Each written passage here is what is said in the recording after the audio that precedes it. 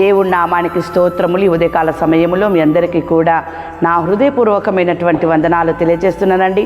ఈ దినము దేవుడు మీతో మాట్లాడుతున్నటువంటి మాట 33వ కీర్తన 19వ వచనంలో వాక్యం ఈ రీతిగా ఉంది. యెహోవా దృష్టి ఆయన యందు భయభక్తులు గలవారి మీదను ఆయన కృప కొరకు కనిపెట్టు వారి మీదను నిలుచుచున్నది. దేవుని బిడ్డలారా, దేవుని యొక్క దృష్టి ఎవరైతే దేవుని యందు భయము భక్తి కలిగి ఉంటారో, ఎవరైతే దేవుని కృప కొరకు కనిపెట్టుకొని ఉంటారో వారిపైన ఉంటుందట. హన్నా శ్రమ వచ్చినప్పుడు దేవుని సన్నిధానానికి వెళ్ళి ఆమె దేవుని కృపను కోరుకుంటూ ఉంది. దేవుని యందు భయము భక్తి కలిగి, దీనత్వము కలిగి, విధేయత చూపుతూ ఆమె దేవుని కృప కొరకు అక్కడ ఆమె ప్రార్థన చేస్తుంది. అయ్యా, నీవు నన్ను జ్ఞాపకము చేసుకో. ఎంత అద్భుతమండి! హన్నా చేసినటువంటి ప్రార్థన దేవుడు ఆలకించి ఉన్నాడు. ఆమె వెళ్ళిపోయింది. ప్రార్థన చేసి వెళ్ళిపోతున్నప్పుడు ఏలీ ఆమెతో మాట్లాడుతున్నటువంటి మాట చూడండి, 17వ వచనములో. అంతటా ఏలీ, నీవు క్షేమముగా వెళ్ళుము, ఇశ్రాయేలు దేవునితో నీవు చేసుకొనిన మనవిని ఆయన దయచేయునుగాక అని ఆమెతో చెప్పగా, ఆమె అతనితో, నీ సేవకురాలనైన నేను నీ దృష్టికి కృపనొందుదునుగాక అనెను. ఎంత అద్భుతమండి! నాట నుండి కూడా ఆమె దుఃఖాముఖిగా ఉండుట మానివేసింది. ఆమెలో దుఃఖము లేదు. దేవుని యొద్ద నుండి నేను కృప పొందుకున్న దానను, దేవుడు నాతో మాట్లాడతాడు, దేవుడు నన్ను జ్ఞాపకం చేసుకుంటాడు, దేవుని యొక్క కార్యమును నా పట్ల త్వరగా ఆయన నెరవేరుస్తాడు అనేసి ఆమె నమ్మకముతో ఉంది. దేవుని యందు భయము భక్తి కలిగి ఉంది. అప్పుడు ఏలీ అంటున్న మాట, కృప నొందుదువుగాక. ఎంత అద్భుతమండి! దేవుని కృపను పొందుకున్నటువంటి ఆ తల్లి, ఆమె ఒక ప్రవక్తకి తల్లిగా మార్చబడింది. ఒక ప్రవక్తకి ఆమె, దేవుని బిడ్డలారా, తల్లిగా మార్చబడినటువంటి స్థితి దేవుని కృప నుండి కదా వచ్చింది. ఈరోజు దేవుని యొక్క కృపని నీ ఎడల చూపాలని చూస్తూ ఉన్నాడు. దేవుని కృప నీ ఎడల ఉండాలి అంటే, దేవుని యొక్క దృష్టి మీ ఎడల ఉండాలి అంటే, ముందుగా మీరు దేవుని యందు భయము భక్తి కలిగి ఉండాలి. ఆమె దేవుని యందు భయము భక్తి కలిగి ఉంది కనుకనే శ్రమ వచ్చినప్పుడు దేవుణ్ణి ఆశ్రయించింది. నీవే నా కోట, నీవే నా దుర్గము, నీవే నా ఆశ్రయము అని దేవుణ్ణి ఆశ్రయించింది. కాబట్టే దేవుని బిడ్డలారా, ఎంత అద్భుతంగా దేవుని కృపను పొందుకుంది ఆమె. దేవుని యొక్క వాక్యం సెలవిస్తూ ఉంది కదా, బాలుడగు సమూయేలు ఇంకనూ ఎదుగుచు యెహోవా దయందును మనుషుల దయందును వర్ధిల్లుచుండెను.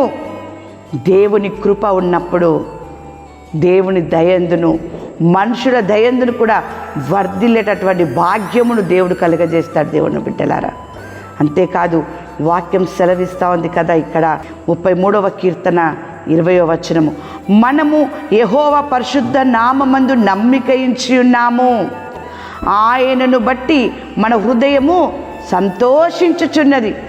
ఎంత అద్భుతమండి! దేవుని కృప పొందినటువంటి ప్రతి ఒక్కరు కూడా దేవుని యందు సంతోషించే వారిగా ఉంటారు, దుఃఖమును మానుకునేటటువంటి వారిగా ఉంటారు. ఎందుకో తెలుసా? దేవుడు త్వరగా మీరు అనుకున్నటువంటి కార్యమును నెరవేరుస్తాడు. కాబట్టి మీరు అనుకున్నటువంటి కార్యమును ఆయన త్వరగా జరిగిస్తాడు. కాబట్టి మన హృదయము సంతోషించుచున్నది అని చెప్పి భక్తుడు మాట్లాడుతున్నాడు అక్కడ. దేవుని బిడ్డలారా, ఆ రీతిగా మీరున్నప్పుడు మీ జీవితంలో కావచ్చు, మీ కుటుంబంలో కావచ్చు, ఏ కార్యము జరగాలని మీరు అనుకుంటూ ఉన్నారో దేవుడు త్వరగా ఆ కార్యమును నెరవేరుస్తాడు. దేవుడు త్వరగా ఆ కార్యమును జరిగిస్తాడు. దేవుని బిడ్డలారా, దేవుని వాక్యం సెలవిస్తూ ఉంది.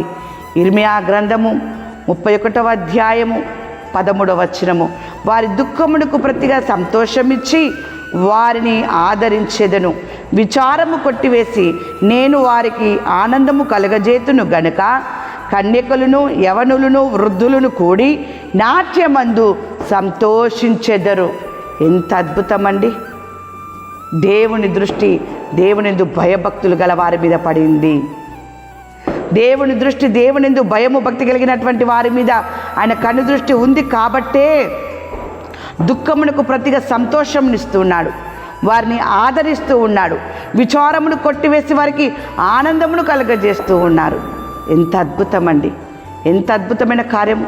ఆ కార్యమును దేవుడు అతి త్వరలో నీ కుటుంబంలో, మీ సంఘములో, మీ వ్యక్తిగత జీవితములో, ప్రతి యవనస్తుడిలో, కన్యకలలో, వృద్ధులలో కూడా దేవుడు త్వరపడి ఆ కార్యమును జరిగించాలని, నెరవేర్చాలని ఆయన చూస్తూ ఉన్నాడు. దేవుని బిడ్డలారా, అందుకనే వాక్యం సెలవిస్తూ ఉంది కదా, ఇక్కడ దేవుడు మాట్లాడుతున్నటువంటి మాట, దేని నిమిత్తమై ఏ కార్యము మీరు త్వరగా జరగాలని మీరు ఆశపడుచున్నాడో ఆ మాటని దేవుడు మీకు వినిపింపజేస్తూ ఉన్నాడు.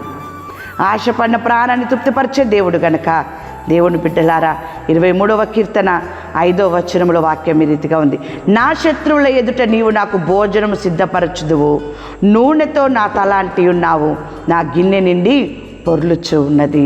దేవుని బిడ్డలారా, ఎలాంటి సమస్యలు ఇబ్బందులు ఉన్నారో దేవుడు అంటున్నాడు, నా శత్రువుల ఎదుట. ఇంత మంచి మాట భక్తుడు పలుకుతున్నాడండి. ఎంత మంచి మాట ఈ ఉదయకాల సమయంలో దేవుడు మీకు తెలియజేస్తూ ఉన్నాడు. నా శత్రువుల ఎదుట నీవు నాకు భోజనము సిద్ధపరచుదు, నూనెతో నా తలాంటి ఉన్నావు. దేవుడు నిన్ను అభిషేకిస్తూ ఉన్నాడు.